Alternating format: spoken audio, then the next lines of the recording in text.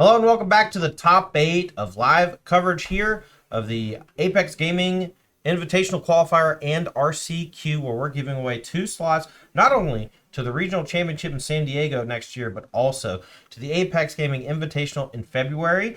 There's a lot of cash on the line. This started off as a 1K guaranteed, but we got the prize pool up to 2,390 total bucks. First place prize, $550. The players are playing for a lot of cash and a couple invites. Ross, let's tell us about the decks that they're playing and tell us what matchup we're going to be watching first. So we'll start with the matchup that we're watching. That's our 4-5 matchup between Max Hirsch on Azorius Hammer. We saw him earlier today defeat a creativity player. That was Josh Engel in round 4. Took his only loss in round 5 to Josh Waddell on Mill. Billion.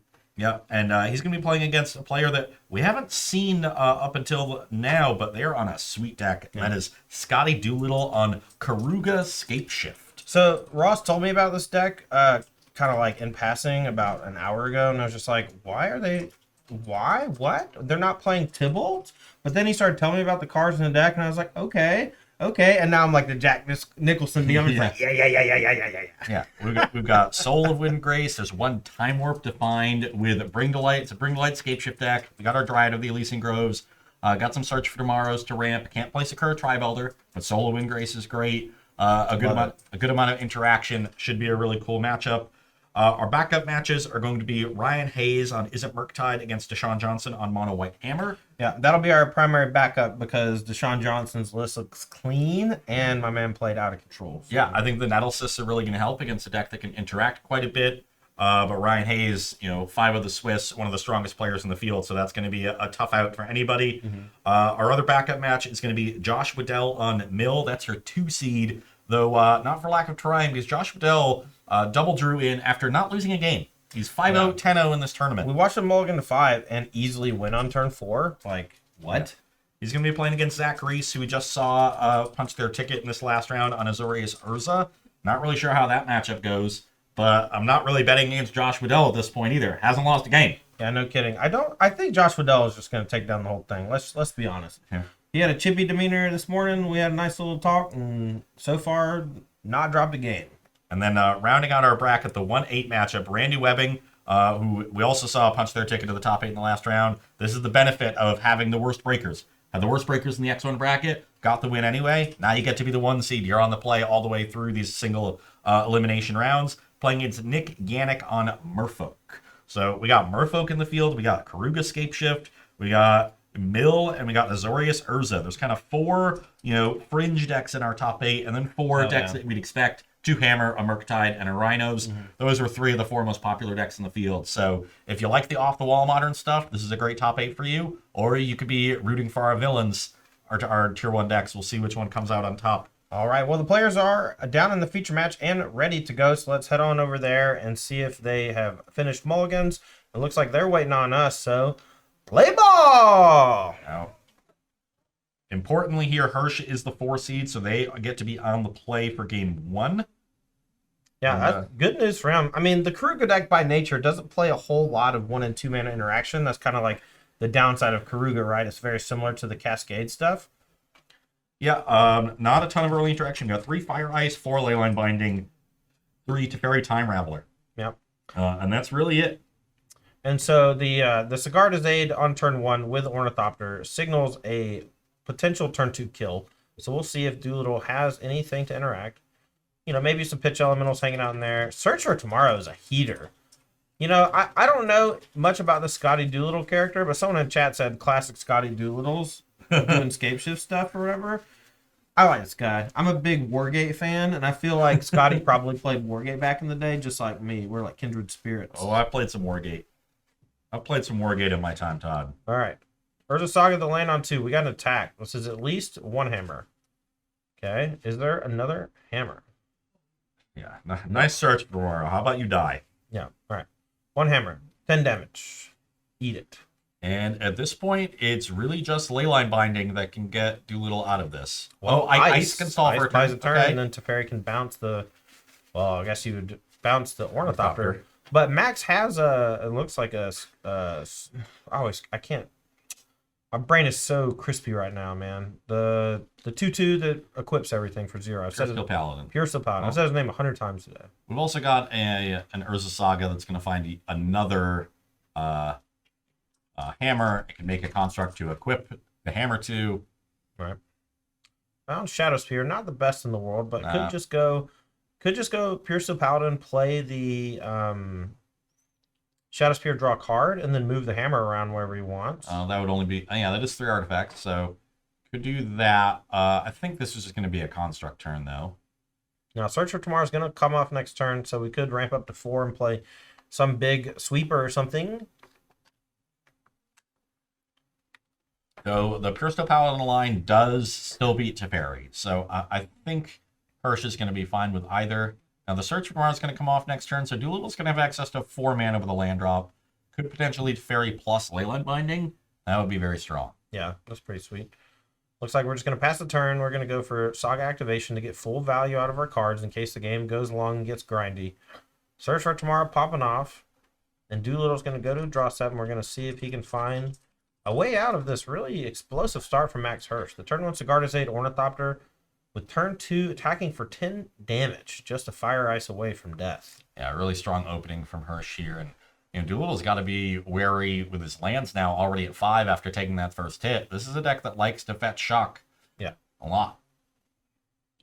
In fact, had to fetch Shock, right? Or had to at least Shock to get the Water Gave online for the ice. Yeah. Hacks it in. Can't beat the pressure. And that's 1-0 quick from Max Hirsch. We might be seeing more than one backup feature match. Yeah. That was a quick one. On the draw, had interaction on the earliest turn with Fire Ice, but it needed to be a Leyline Binding really to catch up in that game. It wasn't against the fast draw of Hirsch, and that is a quick one to our Azorius Hammer player. Now, I will say, as much as game 1 looked rough without cheap interaction, there is plenty of stuff in the sideboard for Doolittle here. We've got the Keruga Companion, but then there's 3 Temporary Lockdown, 3 Force of Vigor, and a Culling Ritual to tutor for with Bring to Light. That is 7 heaters in this matchup. The rest of his sideboard is just 2 Dispute, 3 Endurance, 2 Unmoored Ego. Not a fan of any of those, but a really, really strong sideboard here, signaling to me that he doesn't like his game 1 matchup and he needs some help. Needs a lot of help. Now, a lot of those cards are specific for Hammer or artifact-based Saga strategies, but more importantly, they're just cheap and or free, right? And so you just need that interaction, and you need it to be backbreaking. Yeah, and this is a deck with plenty of green cards to pitch to that force with Dryad, Omnath, Soul of Windgrace, Search for Tomorrow, and Bring to Light. So 20 green cards you want to pitch. Probably don't want to pitch the 1 Scapeshift, but that's plenty. The temporary lockdowns, really good in this matchup. Could be a little awkward on the mana. If you naturally draw Valakits, there's 4 copies of Xander's Lounge. Yeah, and there's like Water Grave and stuff. Double White's tough sometimes. Yeah, gonna need to draw more fetch lands to be able to cast that one on time. We'll watch out to see. Is there planes in the deck for the Search for Tomorrow? There is. There's one of each basic except for Swamp. Good. Because it's a mostly 4-color deck with just Leyline Binding and Soul of Windgrace caring about swamps. All right. Well, Thunderwalk says Culling Ritual is neither cheap nor free, but it is very good and gives a rebate. Well, the rebate to me means it's free. That's what I'm saying. Yeah. And also, it costs like -2. Yeah. It is brutal, but you're right. You're technically right. And you can cast it on turn 3 with a Search for Tomorrow. Morbidorp asks, what are the deck breakdowns? Well, Ross just did a deck breakdown right before we started, but I'll give you the quick rundown. We got 4 rogue decks in top 8. A Keruga Scapeshift, a Mill deck, a blue-white Urza Thopter Foundry deck, and what's the 4th? Merfolk. And Merfolk. And then we have 4 of the usual suspects, Rhinos, Hammer. I think there's 2 Hammer, and then Murktide. So there you go. So got a little bit of everything here represented. Notably, Scam, I would say, is the biggest deck absent from our top 8. So not a good day for you scammers. Reach. Well, that was absent from the entire tournament. Yeah, I wonder why. I'm not mad. Bad. I'm just disappointed. Look, all I know is you have Ledger Shredder in your deck, and there's not that many Ledger Shredders. I don't have Ledger Shredder in my deck. Oh, what'd you replace it with? I replaced it with a Fable of the Mirror Breaker. Nice. That's the one right there. Okay, let's check out Doolittle's hand. I see a Jetmir's Garden and a Fetch, so that's going to be double white for temporary lockdown. Mm-hmm. And now just Hirsch taking a mulligan. So good news for Scapeshift fans. Might be heading to a Game 3. Oh, don't count your chickens. That's one log. I said Settle might. down. I also Might. see. I think I see a search for tomorrow and a ley line binding in Doolittle Sand, but that binding might be a temporary lockdown. Well, we'll just have to wait and see how the games play out. But while we do that, just want to say a big shout out to Apex Gaming for putting on a great show. Apex Gaming has Ross Mayer and myself come up to Caldwell, Ohio to put on live coverage every couple months. It's always a good time. They treat us nice. The people around here are super friendly. It's always a great time. We're glad to be here, and we're glad to be coming back a couple times in the next few months as well. You can find the deck list from this event. Top 16 will be posted at apexgaming.gg. Where You can also find a whole bunch of Magic singles, supplies, and sealed product. As well as the leaderboard for the Apex Gaming Invitational, where you can earn your spot if you play in enough events and accumulate enough points. You can also find out where all those invitational qualifiers are being run all around the Ohio River Valley region. Yeah, we're near the Ohio River. Close enough. All right, suspend search for tomorrow. Let's see what Lanny fetches up. I love me a search for tomorrow. It seems like brain genius stuff in this deck, you know? Yeah. It's the best ramp spell. So there's a turn 1 giver. I see an Urza Saga and a hammer and a Shadow Spear. Okay, I know that land taps for green. I cannot tell you what land that is. Probably a Temple Guard. I don't, maybe. It's really impossible to tell. I need like 4080p or whatever the conversion is. All right, Xander's Lounge on 2, so no play. The Giver of Runes, not that big of a deal, but it does protect stuff later. It can't protect itself, though, and doesn't stop from temporary lockdown. It has to be either a Temple Garden or a Stomping Ground, and it definitely doesn't look like a Stomping. All right, it's a Temple Garden, and it looks like Goofy. That's what I'm going to say. There's a second Giver from Hirsch. I believe there's only 2 in his list. So, yeah, has drawn both of them, but not a bad card against some of the interaction that Doolittle has, but not great against Force of Vigor or Temporary Lockdown or Calling Ritual. Yeah, or just like the over-the-top Bring to Light stuff. Like, there's so many things that Doolittle could have where Giver of Runes is not that great. And because they're playing Keruga, you know that it's unlikely that there's a bunch of, like, Lightning Bolts or whatever in the deck. So cards like Giver of Runes maybe shouldn't be in the deck. Maybe those should be sided out, especially if you're not going to attack with them. And Doolittle here has a hammer in hand, but no way to get these equipment on a creature. So that's what he's going to be digging for. In the meantime, Doolittle is going to get to start enacting some of his game plan that was not able to do so when under a much more pressure in game 1. All right, Valakut in hand, fetch land as well, so access to 4 mana. This is turn 3. The search for tomorrow does ramp us up a little. See what the play is. Looks like a very land-heavy hand for Doolittle. This is Dryad of the Elysian Grove. Ooh, that's a nice looking Dryad of Elysian Grove. We get an extra land drop. And next turn, if we get to untap with the Dryad, guess what? We're going to start blowing stuff up with Valakut the Molten Pinnacle. Yeah. Dryad of Elysian Grove acting like a prismatic omen with legs. Or vines? The Giver of Runes are going to waste some of the activation. So I think we're going to see a lot of end-of-turn fetch land set up to try to tap the Givers and then untap, play more lands, get those out of the way. And then we're going to have, hopefully, a bunch of machine guns lined up. Well, Max Hirsch here does have a land for the Saga if he wants to start doing that. Going to go ahead and main phase the fetch. Maybe he's going to be playing a different 3-mana card here. Maybe something like Teferi Time Raveler.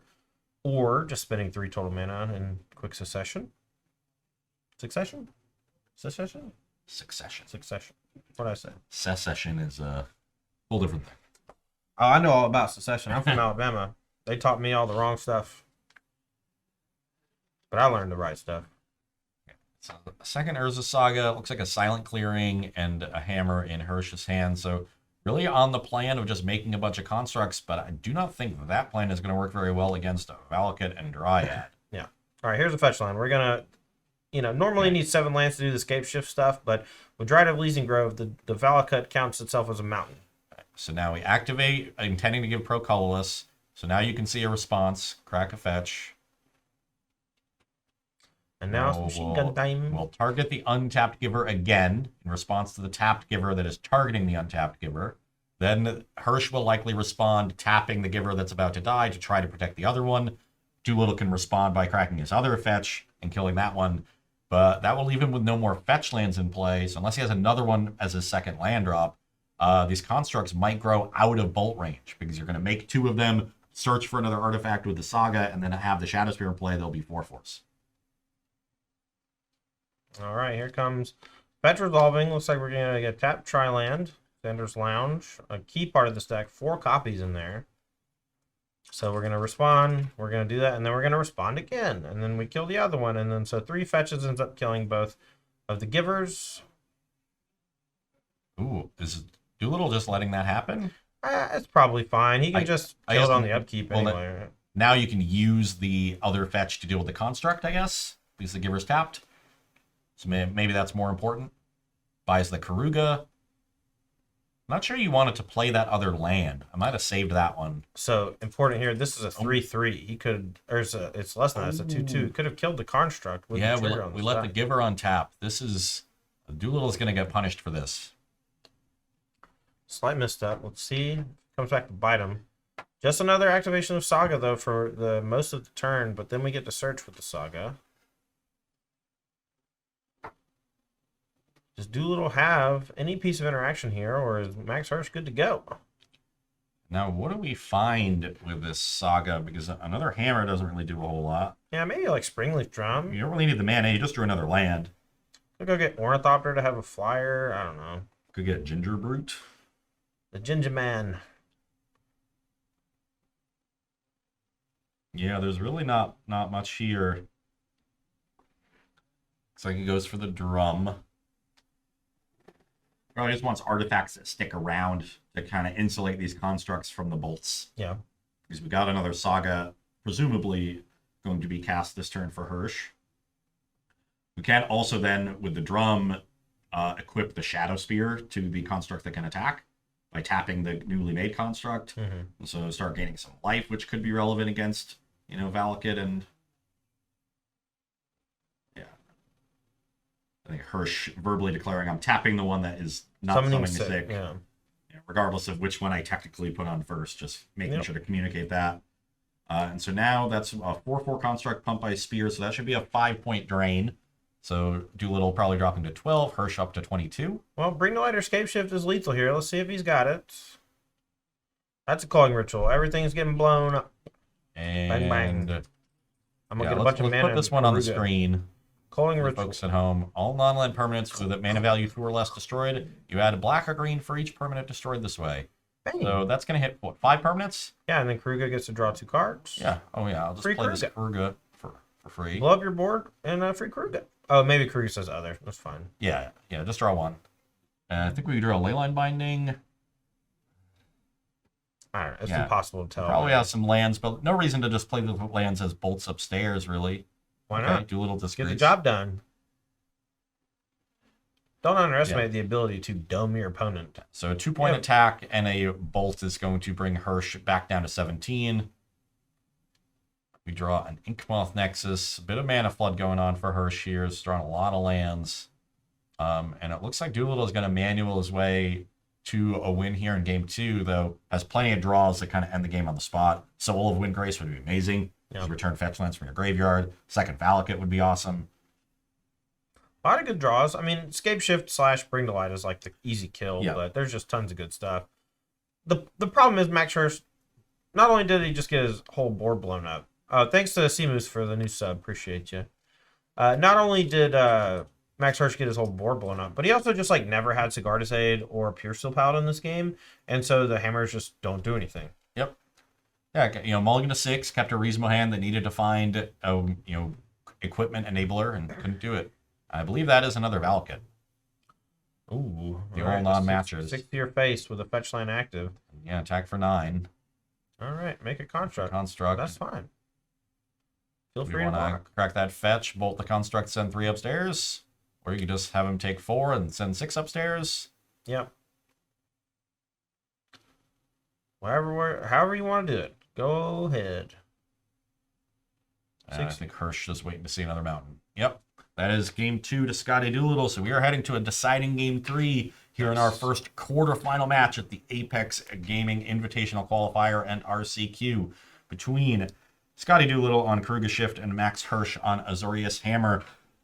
Really just 2 very different games. One where Hirsch had the goods in game 1, was able to win easily. Didn't have the goods in game 2. So far it's been his deck that was really setting the pace for this matchup instead of Doolittle's, and he is going to be on the play here for game 3. Yeah, I mean, if I were a betting man, I'd probably bet the house on Mono White Hammer because they're on the play against a Keruga deck that just doesn't have one mana interaction. So the odds of you dying on turn 2 is somewhat likely. It's not likely, but it's like way higher than 0.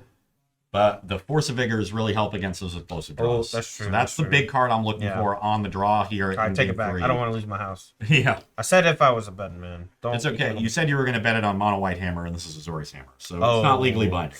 That's fair. Yeah, I want Scapeshift to win Death Charger just because the deck's cool and I just want to see it more. We didn't get it on camera much today, so... Yeah, this is Doolittle's first time here. Yeah. Not his first time here at the Apex store. I remember him playing previous events. Not sure if local or makes the drive regularly for the 1K pluses. Right now, each of these players in the top 8 have locked up $125 for their efforts. To start off as a 1K, we did scaling prize. Currently, the prize pool, $2,390. With a win, they pocket 50 more bucks, up to $175 each. Second place, $350. And in first place, $550. Big ones. You know how many double cheeseburgers from McDonald's you can buy with $550? That's food for like a month. Maybe more. I don't know. That's a lot of double cheeseburgers, man. It's a lot of double cheeseburgers. I haven't really kept the price of a McDonald's double cheeseburger in my mind recently, but It can't be more than $2, right? that's probably about $2.20. Okay. Well, anyway. Zelzer says, was there any blue-eye control in the field? Not that I saw. There was a good bit of like Omnath 4-color control, but nothing like your traditional blue-white. I think there is one of the new builds of control that does play Ren and 6. Oh, yeah. Doesn't play Omnath. It's basically blue-white control with a double splash. Yeah. And Leyline binding. So I think there was one of those, but not much traditional Azorius control. Tanner Grace in chat says, how many burgers do you eat, Todd? I'm actually a pretty big burger guy. I know that's probably a big shocker to you fans at home, but I'm a burger man. Chad is telling us that double cheeseburgers are $3.03. I'm never going to McDonald's again. That is highway robbery. It probably cost them maybe 45 cents to make that burger. Who knows? But I do know that our players are Outrageous. shuffled up, and we're drawing their opening hands. Hirsch, I see a couple lands. I see an Ornithopter. Yeah. Oh, sends it back, though. Didn't Must like have a bunch of air because On- it looked like lands and spells. it. Do a little side. I think I saw a Search for Tomorrow and Double Dryad of the Elysian Grove. If that's got a few lands in it, it doesn't really have a lot of interaction unless there's a Force of Vigor hanging out in there. Ooh. Then I like that hand. Yeah. Pitch this second Dryad. What do you think, Ross, when your opponent is waiting for you to mulligan and they just set their hand face down on the table, not having to think about anything and sequencing, you know you're dead, right? Oh, yeah, always. That's a huge sign of strength when your opponent's just cavalier about their first couple turns. Normally, when you sit down, you want to like plan out how everything's going to go. Doolittle knows exactly how it's going to go, and it's going to go in his favor. Yeah, he knows. He's a Scapeshift aficionado, apparently. So doesn't need to look at his hand. He knows what they do. All right. Those Search for Tomorrows are probably shuffle creased to all get out. Not in the shady way, just it is warped from overplay. Yeah, you should see my scalding tarns. Oh, so Director Rob, Ross's roommate and our former director on Versus Live and still current director for a bunch of stuff at SCG, he has a Search for Tomorrow like laminated that he has hanging in his car at all times. Big Search for Tomorrow fan. Okay, second hand here for Hirsch. I see 3 lands and an Ornithopter. Not good. Yeah, didn't like it. So Hirsch, you're going to 5 in game 3. Probably like the 6th mulligan to 5 in a game 3 we've seen today. You know, you keep track of that type of thing, and the more you talk about it, the more I think like maybe people are just aggressively mulliganing. You know? Yeah. I don't know. Like, what is it more likely that people are just really aggressively I mean, I thought that opening hand, Max Hirsch, I saw a flash of a 7. It looked like Path to Exile, Ornithopter, and some lands, and maybe some other thing. Yeah. And like, these decks just operate on low resources well because they only have 5 cards that matter. Yeah. And you saw in game 1, there were a couple superfluous cards for Hirsch at the end that could have just not been there. And in game 2, he had the full 7 cards, like 2 sagas, a lot of total resources, but he didn't have the equipper, so it didn't amount to anything. Right. So I think he has learned from that and is digging hard to find a hand that puts Doolittle under early pressure. And I do think I see a Cigar Aid in this hand. Yeah, I think we got to keep this one too. Probably going to put back like Shadow Spear and something else. It's Ornithopter, Drum, Land. Ooh. I guess We're down to 4. I guess maybe that we're missing something, but I saw Ornithopter Springleaf Drum in a land, and I think that if that's your only mana sources, you 100% keep, and maybe the rest of the hand was just nothing. I thought I saw Stoneforge Mystic and Cigar to say, but there's no way that was there because you just can't. Like you would keep that every time. That's like almost the perfect. Yeah, Especially on 5, you just keep like land, Ornithopter Drum, Cigar to say, Stoneforge. Mystic. Yeah, it's perfect. So we must have missed something. He looked at it pretty quickly. Chad's saying, I think Max is a Scapeshift fan. Wants to see. He's growing. Let's get the SEC, the commission in here and check him for intentional throwing. Fortunately, Max's deck not cooperating. Yeah, maybe it was 0 lands. Maybe there was no drum, or maybe there was drum but no land. Yeah, maybe the land was something else. That would make sense. All right, let's check out this one. Well, we got spells, we got some lands. Can we cobble together a 4 that does something? Let's see what Max can do. Looks like we're keeping 1 land, Ornithopter, Drum, Stoneforge. Yeah. Outside of the Gardaze, this is the 4 of the 5 we talked about just a minute ago. And, if there is that Force of Vigor in Doolittle's hand, this is going to eviscerate Hirsch's draw. Yeah. So, I mean, mulligan to 4, like, any interaction is going to blow you up, Oh, looks like he might keep Esper Sentinel over something. I could see just keeping 2 lands instead of keeping Ornithopter Drum. Yeah, 2 land Ornithopter, 2 land Stoneforge Mystic Esper Sentinel is great. I would keep that, and that's 100% what you have to keep. Yeah, I like that on 4. That looks like that's what he's got sorted out. Yep. All right, let's see if Max can take it down. Turn 1, Esper Sentinel, your go. Doolittle's way. He has Force of Vigor in hand when he just like hard pauses there, I think. Maybe not. Spin, search for tomorrow. That a Ginger Brute?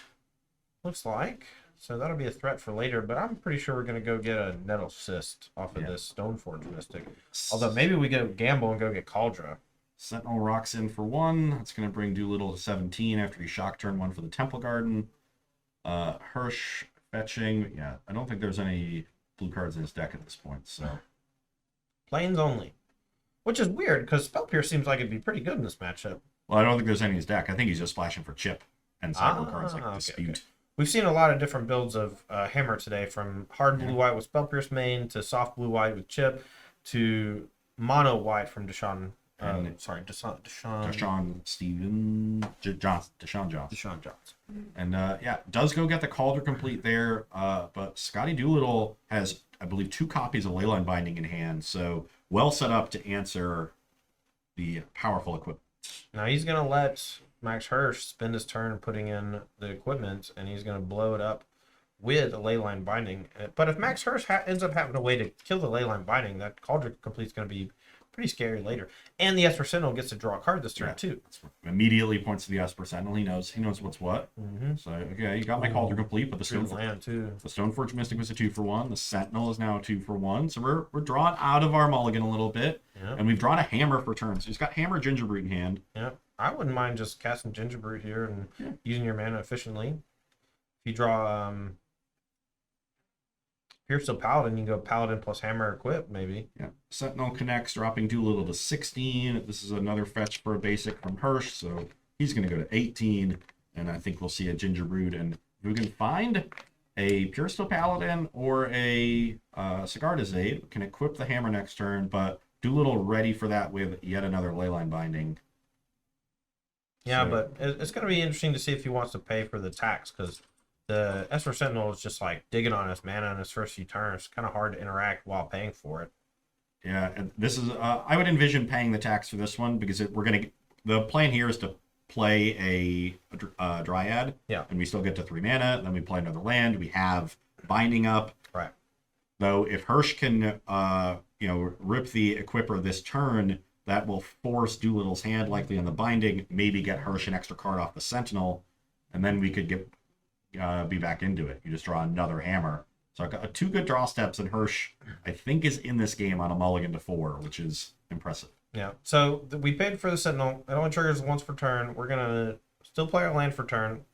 And then if it's Dryad, we can play another land and a Binding, and that is just going to be kind of brutal. But the Binding here is not that juicy, right? Like, there's nothing you want to target with Binding right now. And so if you wait until your opponent's turn, then the Esper Sentinel can trigger. So we're cracking a Flooded Strand here. Shuffle, shuffle, shuffle, shuffle. And a little interesting, I think Doolittle drew a Breeding Pool. I would have potentially been interested in shocking the Breeding Pool and then playing Flooded Strand as my second land, leaving the fetch land in play for potential use of Valakut later. Because once you have the Dryad on the battlefield, you can just tap your fetch lands for mana. True. All right, so looks like we got the Dryad, and we got the land. Okay, he has another fetch to play anyway. This does save him a life point, so understandable. And now Binding just costs 1, and he'll cast it if something really dangerous happens this turn, but otherwise gonna wait. Yeah, as is the Dryad, stops everything but the Gingerbrute. So I think Gingerbrute's gonna plunk over for 1. Ornithopter the draw for Hirsch, so nothing scary for Doolittle. He can afford to untap, and now Doolittle it's got to feel like I'm in control. I just need to find one of my heavy hitters. All right, I'm not sure what's left in his hand. I know there's a second Dryad and a Binding. Yep, and on Hirsch's side, the last card is a Hammer, so we'll see if he can draw a way to use it to equip.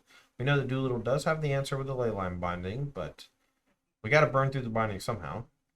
By Keruga, interesting.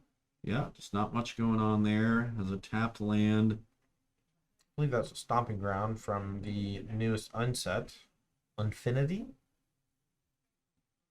Okay, yeah, we're just on the Keruga plan. Sounds good to me. It's going to draw a couple cards. That's a Giver of Runes. That's a brick. Yeah, Giver of Runes does not protect Colossus Hammer, so the Leyline Binding's still alive through it.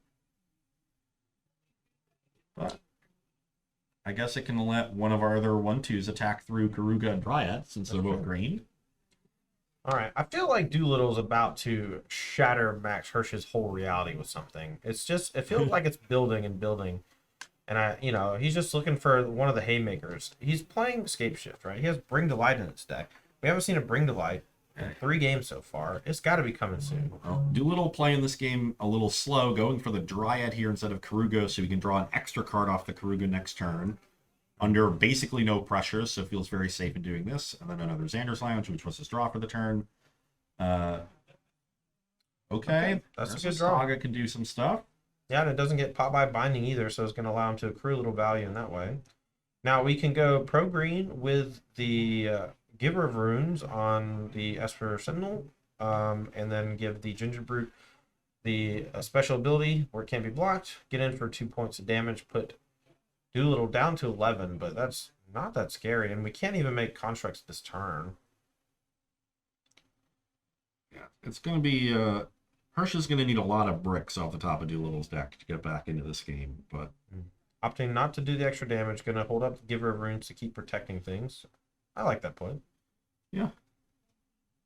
But Doolittle is going to draw 3 cards. Oh, deciding to play the Leyline Binding to draw an extra card off of Keruga. That's interesting. Yeah, I would have liked to have just saved that, but he's just being greedy for the Keruga. Yeah. But I mean, it's fine. Like, it replaces itself. He's got a high life total. Ooh, there's an Omnath. Yeah. So this could be one of the more explosive turns we've seen all day today. Let's see what happens. Does he have a land to play with it? Well, he has a fetch land untapped right now where we can at least gain life. Yeah. So you can effectively gain 3 with the fetch. You pay 1, gain 4. So that'll take you to 15 if need be. So you're not really afraid of 1 hammer this turn. But yeah, there's an Arid Mesa off the top for her, so nothing going there. Yeah, Saga's going to start churning, but we've seen Saga be pretty mediocre without a Sigarda's Aid on the table as far as the tutor effect is concerned. And with Omnath gaining a bunch of life, and I'm pretty sure Doolittle has Force of Vigor in hand, I don't think that the Saga is going to get very out of control. You think the other card in Doolittle's hand is Force of Vigor? I think he drew it off the Omnath. Oh. But he has the Keruga to pitch if he likes. He can just cast it for 4 mana. Yeah, he does. All right. Draw for turn. Do we have 2 fetches or just the 1? I think just the 1. All right, found. I think it's Valakut. Oh, Holy. yeah. And I think it's Soul of Windgrace is the other card. So yeah, this game should be ending relatively quickly. All right, Valakut. Where are we dealing the damage? We'll see what gets targeted. Base.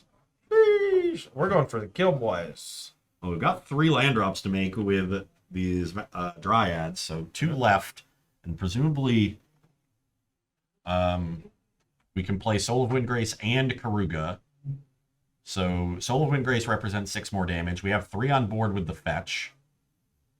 So that's 9. That's already going to put Hirsch to 6. If we can just draw 2 lands in the top 5 cards off this Keruga, then... Well, if we play Silver Windgrace first, we get 6 cards. Yeah, so that's 6 cards. And then you still got the attacks of these creatures that can just force some chump blocks. Though the construct is a 4/4, so that one's scary. But yeah, it just needs to find 2 lands or 1 Valakut off in the 6 cards. All right, 4 mana floating. We need a black mana to play the Soul of Windgrace, but then we'll have 1 floating. Or any fetch land. Yeah. So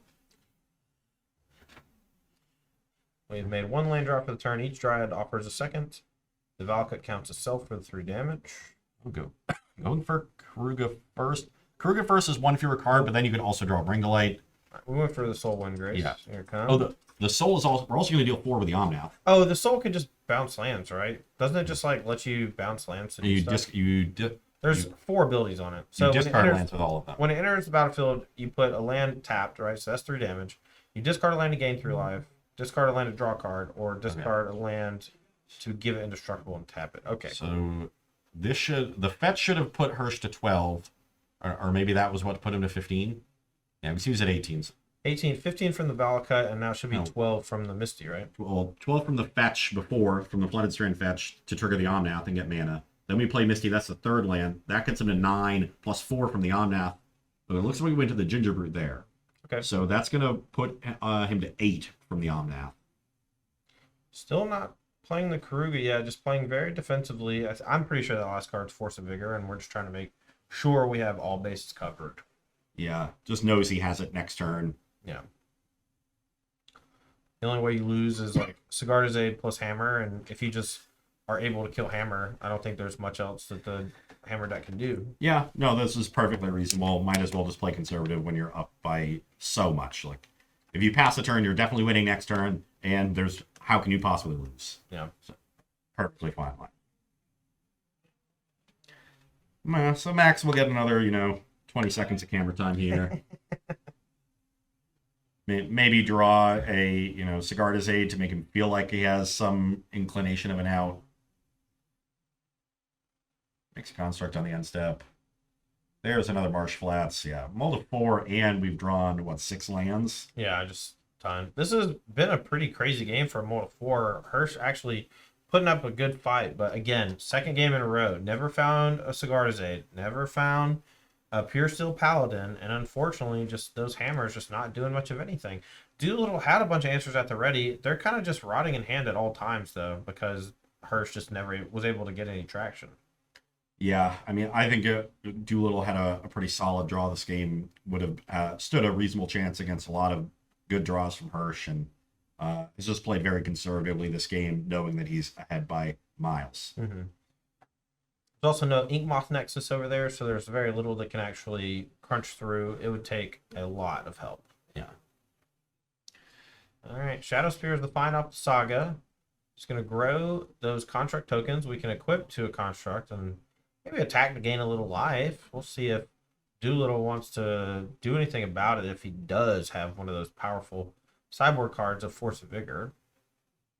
Would have to pitch the Keruga, which might not guarantee a kill next turn, but I just cast the Force Figure. Got 6 mana. You can do that? Spend 4 I didn't mana. know. I didn't know they had casting costs on them. Pay 1 for the Esper Sentinel. Still got 1 Yeah. left over for your troubles. I don't know anyone who's ever paid 3 for a Force of Negation. I don't think it's possible. I've definitely done it. Well, you're either a fool or a liar. Or both. Yeah. 4K, no list does. All right, Hirsch. Milking that camera time with all these matches. Oh, we just get to see more of these gorgeous Odyssey planes, so I'm in. All right. The Shadow Spear equips to the construct.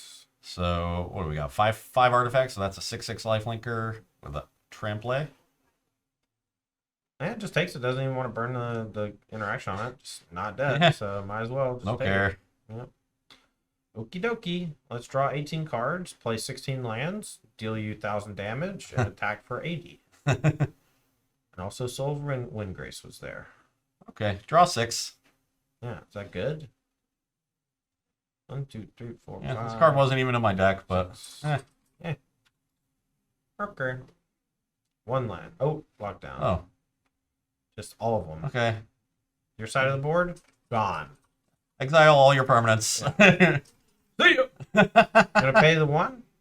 Okay, yeah, we've seen enough. Okay. Well, You want to make me play out another turn? Okay, I'll exile all of your non-land permanents.